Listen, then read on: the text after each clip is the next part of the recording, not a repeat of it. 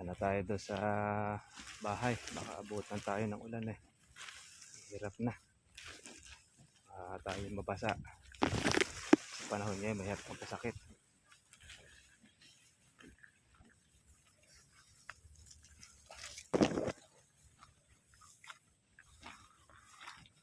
Ito. Ito na yung ating pitas. Tsaka ito.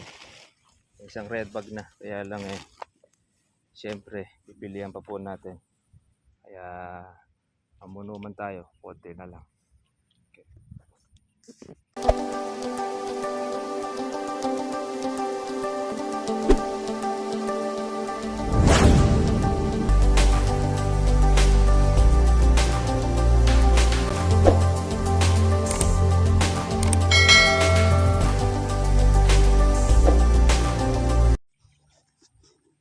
Good morning po sa inyo mga katribya at welcome po sa aking YouTube channel. Kamusta na po tayong lahat at sana po nasa mabuti po kayong kalagayan. Ngayon po mga ka-farmers, tayo po ay maghahalaw po ng ating kalamansi. Yung pong mga natira po ng ating mga mamimitas ay kukunin po natin dahil sayang lang naman at siya po ay didilaw. Para po hindi na po siya mga ka-farmers po maging reject, aagapan na po natin. Ang kukunin natin dito yung pong mga nasa loob, yung laylayan na hindi po nila nakukuha. Kasi kumisan ang mga mamimitas pagka po nagmamadali, ang hinahanap na lang po dyan yung mga makakapal. Pero yung ganitong mga ilalim, tsaka po yung mga loob niya, hindi nila nakukuha. Kaya tayo naman, ang may-ari, ay sinityaga po nating kunin dahil sayang. Pero po pwede rin naman natin siya uling ipahalaw. Kaya lang siyempre mag-a-additional ka na po ng pitas o ng upa sa kanila. Kung ang upahan ay 200, ay maaaring ang sigilin sa inyo ay nasa 300. Dahil kasi hindi na po siya yung ganong kakapal ang pitasin. Ganyan dito sa amin pagka po yung pulutin ang tawag sa amin or halawin. Iba po yung upa sa basal doon sa napitasan na. Anong ginagawa po natin? Kung sino po yung namitas po na basal, siya rin po ang tatapos din sa huli. Kaya lang ngayon ay hindi tayo makapagpapitas dahil mayroon rin pong kasabay. Hindi pa nauubos po yung kalananay. Ngayon naagapan po natin po yung ibig-ibig ng dumilaw para po hindi siya maging reject. Magandang balita dahil tumaas ng 50 ang ating kalamansi. Basta po pumibilis uli ang bentahan, ibig sabihin ay nauubos po uli ang kalamansi natin. Ang presyo mga katribya 1,200. So pumapatak 40 po ang 1 kilo. Hindi na po masama. Maganda na pong presyo doon sa presyong pitas po natin. Hanggang sa huli ay 1,000 pa ang ating nakukuha na presyo dito sa ating kalamansi. Bunga po kasi yan, bunsod po noong nakaraang pandemic ng gera. Ay siyempre marami po yung mga hindi po mga nakapagpatubig ng kalamansi sa mahal po ng kurudo. Kaya iba halos hindi na rin po nakapag-alaga, pabunga. Kaya yung kalamansi ay nanatili po doon sa 1,000 ang presyo. Kaya swerte na rin po natin dahil napitas po natin na hindi po bumaba po sa 1,000. At mayroon pa rin po tayong bata. Bata po natin ay basal. Pinalilintog-lintog muna natin. Pero sabi nan ay nababantay na rin natin doon sa ating pong kasama. Mahirap na po yung tayo ay masalisihan ng mga lupin. Lalo na po doon sa area po na yun ay medyo malayo po sa amin. Kaya kailangan tulugan po noong ating trabahador. Ang kagandahan mga ka-farmers, pagka malapit na pong pitasin, binabantayan na po ito ng ating pong katribya. Kasi pag hindi po nabantayan, yari na ang ating pinagpaguran. Dahil tsatsagain po yun. Kumbaga pag nadali po ng ating kawatan, sandali lang siya, isang bag kagad. Bilis. Dahil sa marami pong bunga. Hindi na siya magpapakapagod mag-alaga. Pitas na lang ng pitas ang hinayupak. May-ari naman po ang siyang nagtitiis, nagsasaper, magastos ng pangalaga. Pero yung mga hinayupak na mga kawatan, walang haba sa pagnanakaw. Kaya pinaka-the best talaga dyan, bantay. Hindi lang tayo pa makapag-istila pa ng CCTV doon dahil baka naman ang CCTV po ang unang nakawin ng mga hinayupak. Natatalino na rin po mga ka-farmers sa mga kawatan. Tapos pwede na magpugong yun ng kanilang damit. Hindi mo na makikita kung sino, kung ano pagkakilanlan ng mga yan. Kaya maginhawa nilang magagawa ang kanilang maanomalya. Yan pinaka-the best. Pag po pwede, maganda na po ang size, pitasin na mga katribya. Kaya tayo ay ito, halaw-halaw tayo ng ating bunga para po doon sa ating naiwanan ng mga mamimitas. Para hindi po siya maging reject. Ayan po, may mga nasa loob po na yan, tsaka sa ilalim. Tatalasan lang po natin. Ganyan po kami pagka po mahalaw. Kaya makakarami rin tayo. Hindi kagaya ng basal. Ay kahit saan ka tumutok, makapal ang bunga.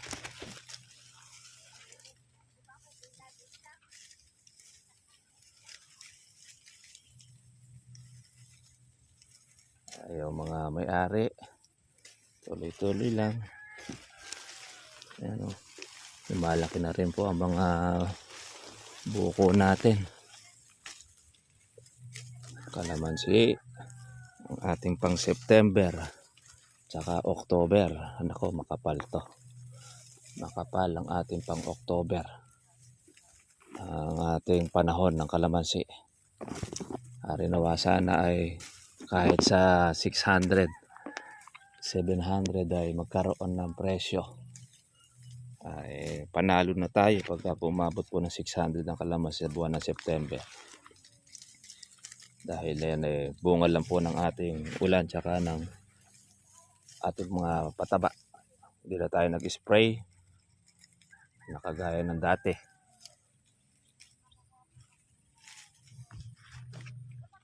Para po natin doon sa nung panahon ng February, ng December. Nako, talaga namang pag hindi mo in-spray ang kalamansi, walang matitira doon sa ating inaalagaan. Napakababagsik ng mga insekto. Yan. Inaman po nitong ating hinahalaw ay kitang-kita mo na talaga napitasin. Yan, napagkapukuhan yun didilaw na po yan. Magiging reject. Kalahati po ng presyo. Pagka yan ay naging reject. Kung 1-2 yan, ang kuha niyan ay nasa 500 to 600 ang presyo ng reject. Kaya para po Hindi na po siya dumilaw. At atin na pong kudin, itasin.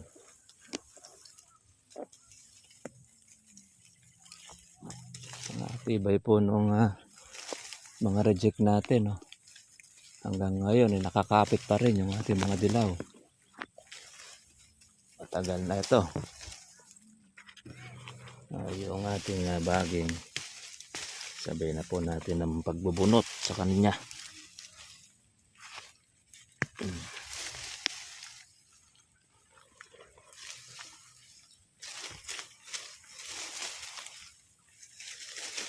Sabayan na rin po pag-aalis ng ating mga baging. Pilipitas na ngayon yung bata ni nanay. Malalaki bunga. Iba po kasi pagka po bata.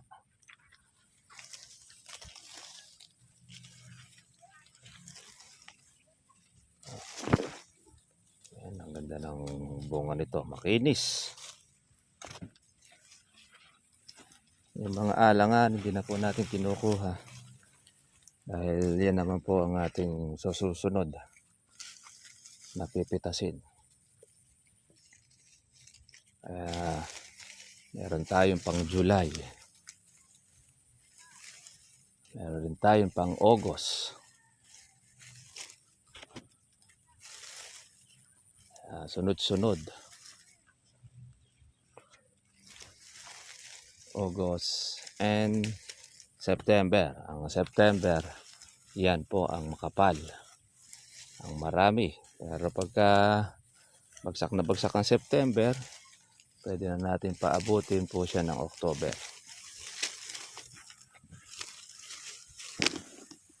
Sa October ay unti-unti na po tumitinag ang kalamansi. Nagkakaroon na siya ng halaga. Minsan pag naswertihan, maabot po ng 1,000. Sige, pitas muna po tayo para po makarami tayo mga katribya. Pitas tayo mga ka-farmers.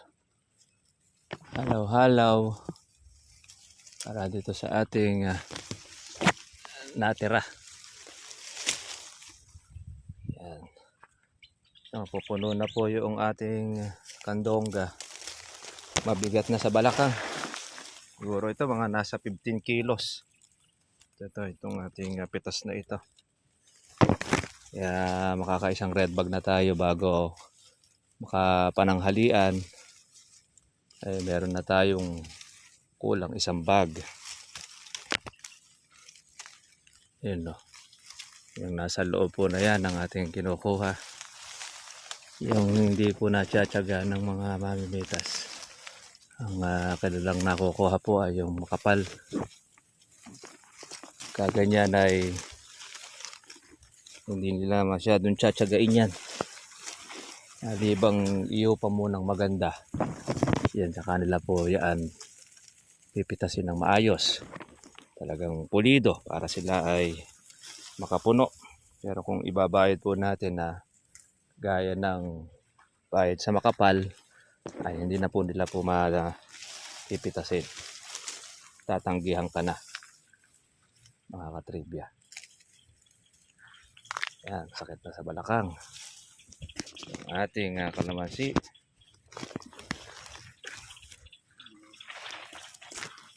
Ayan na mga katribya, ang malakas na ulan ay nagbabadya. Kaya naman, dapat na tayo ay minto na ng ating pitas.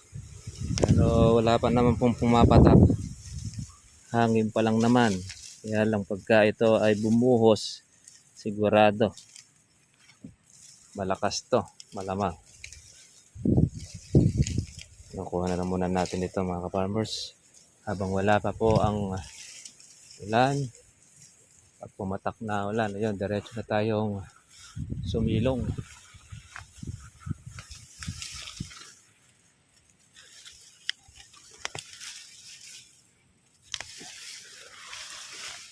Tanggalan ng ating baging.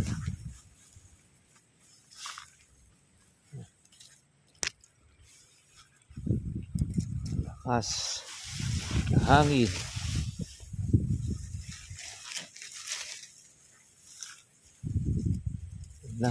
Matindi po ang kulimlim. Maitim ang langit.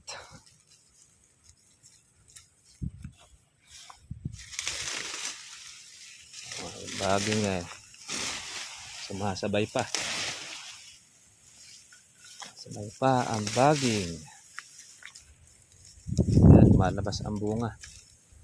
Kaya po mayroong baging hindi nakikita ng mga tagapitas.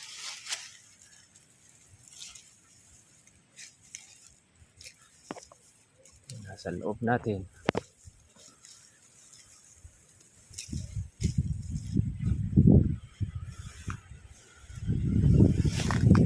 Ating hinog, matamis.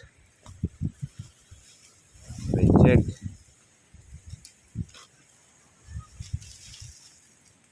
Dilaw na, patay na po ang ating mga damo. Kaya litaw na ang ating kalupaan.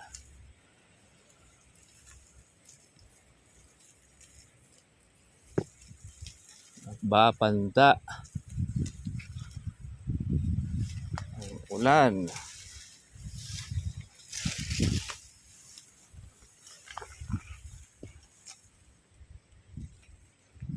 Sayang to mga malalaki na to.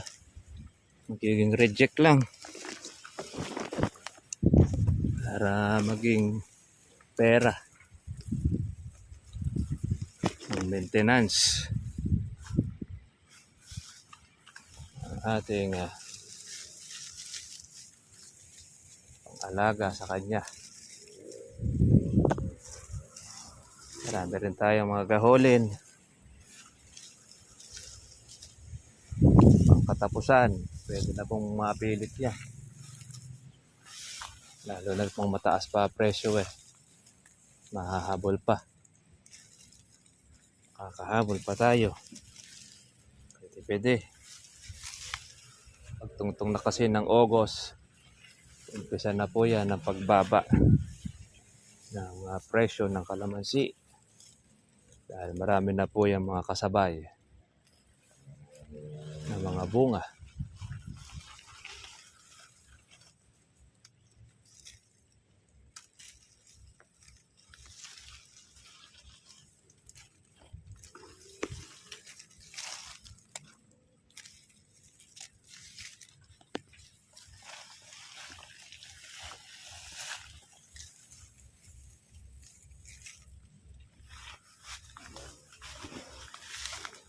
Okay. Dapat na tayo makaisa. Red bag. Halaw-halaw lang. Mga farmers.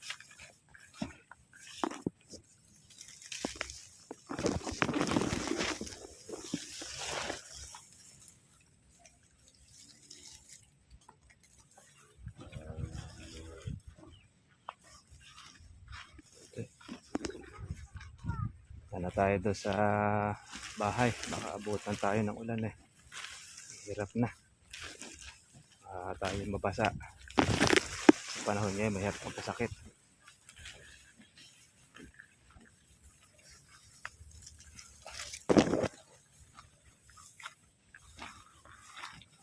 Ito na yung ating pitas saka isang red bag na, kaya lang syempre bibilihan pa po natin. Kaya amuno man tayo, konti na lang. Okay. Ito po tayo mga farmers po ng ating isang berde. Yan. May pitas na nanay. Konti lang yung hinog. Yan mga ka-farmers, tapos na po tayo ng ating pitas. Isang berde lang muna po ang ating kinot dahil umulan. Kaya kung ito ay hindi umulan, makakakupasan na tayo ng isa pa. Kaya lang tanghali na ito ay nagkaroon po ng malakas na ulan. Kaya bukas na uli. Kasi magiging reject na lang po pag di natin mapipitas yung mga naiwan na malalaki. Tutusukin ng putakte. Yan. Tapos, yun, sayang lang. Kaya mas maganda, tiyagain. Para at least, meron tayo pang gastos. Paano mga farmers, mga katribya, kita na po tayo po bukas para sa susunod natin vlog. Bye-bye. God bless po sa inyo.